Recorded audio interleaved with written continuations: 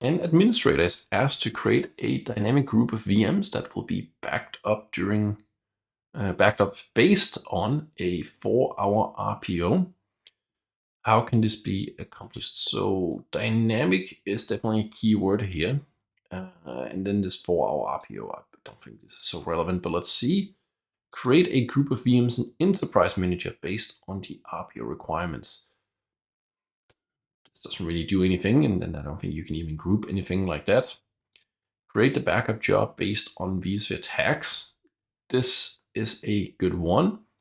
Create a CSV file that is scanned for changes before the backup job. There is no way to do a virtual machine backup job.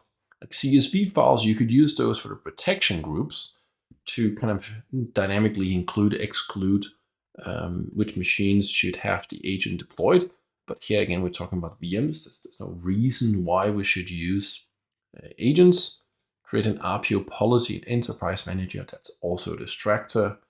So I would say we have this one and this one, but since we're talking about virtual machines, I would go with for vSphere tags.